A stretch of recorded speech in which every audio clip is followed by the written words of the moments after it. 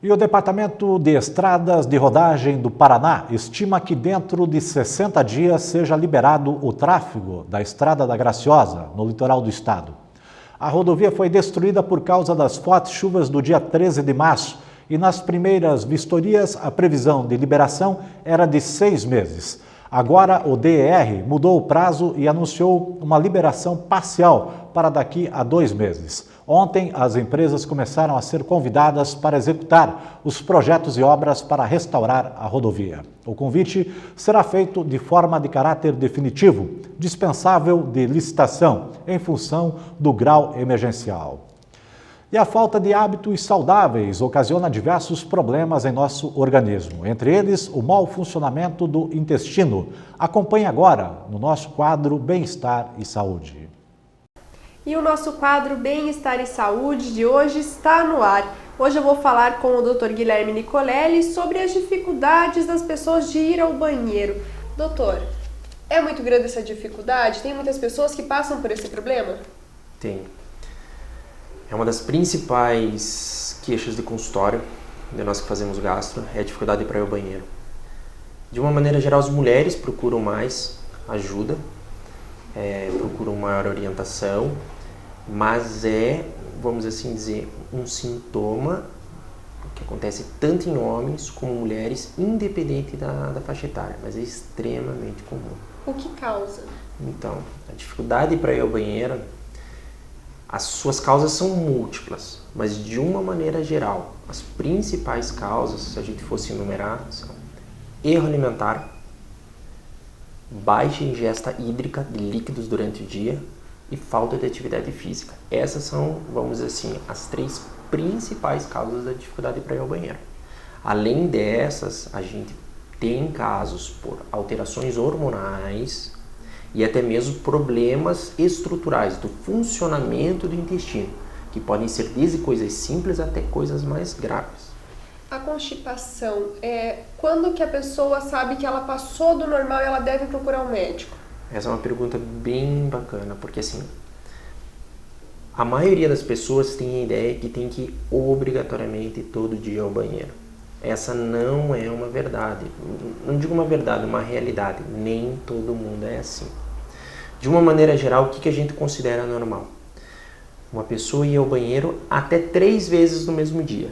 Mais que isso, pode estar acontecendo alguma coisa errada. Ou então ir a cada 3 dias, desde que quando vá, não sofra. O que é isso? Não tenha dor, não tenha sangramento, não pense 2 vezes antes de ir ao banheiro, ou seja, não tenha medo de ir ao banheiro. Então, em resumo, se uma pessoa for a cada 2, 3 dias e quando for não sofrer, esse é o ritmo dela. E a constipação intestinal pode ser o fundo, o foco, o sintoma de alguma doença mais grave?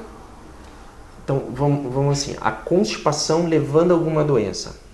Assim, hoje o que já é comprovado? A constipação, ela faria com que a pessoa tenha que fazer mais esforço para ir ao banheiro. Ao longo da vida, isso poderia levar a uma doença benigna chamada doença diverticular.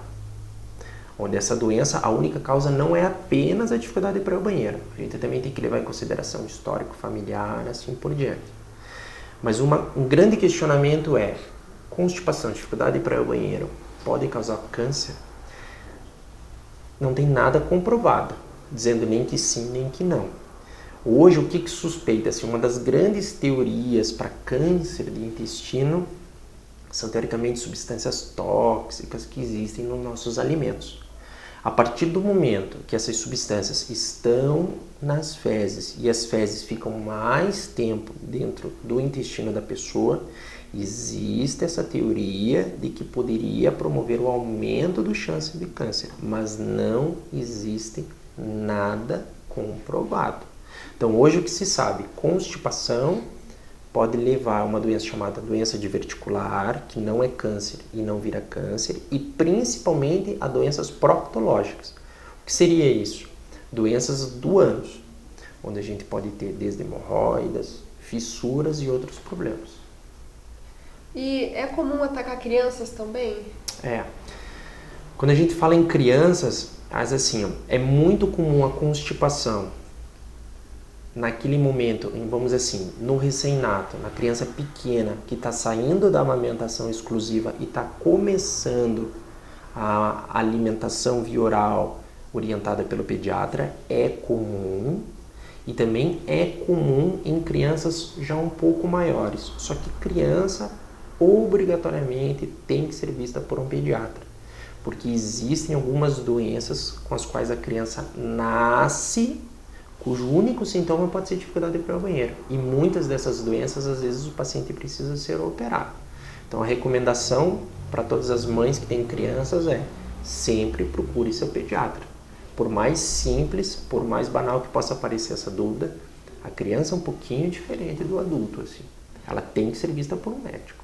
Mas é algo comum, principalmente nessas mudanças de dieta da criança, elas passam por um período de ressecamento, de constipação. E essas pessoas que têm problema para ir ao banheiro, ficam tomando uso excessivo de laxantes, isso é recomendado pelos médicos? Não, de jeito nenhum. O uso abusivo de laxante, ele não é que pode, ele traz complicações para o intestino grosso. A maior parte dos laxantes que são utilizados são laxantes irritativos, são os catárticos. O que eles fazem? Eles irritam o intestino de tal maneira que a pessoa ela vai ao banheiro na famosa correria, com cólica, com diarreia explosiva, líquida. Essas substâncias elas começam a se impregnar, elas começam a grudar na parede do intestino e o intestino começa a ficar enegrecido por dentro, causando uma alteração que a gente chama de melanose coli.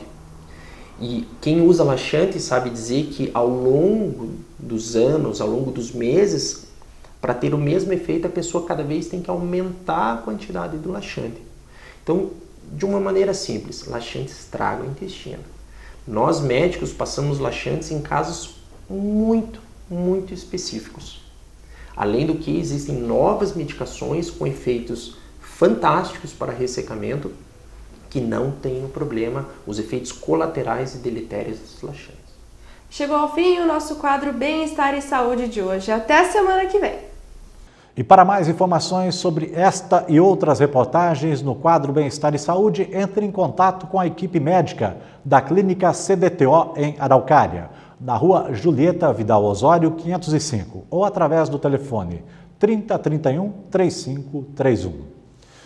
E assim nós vamos encerrando a edição desta sexta-feira do Jornal Regional. Nós voltamos amanhã com mais informações, com a nossa programação especial, trazendo as principais notícias da semana e os fatos marcantes do dia. Para todos, uma boa noite e até lá.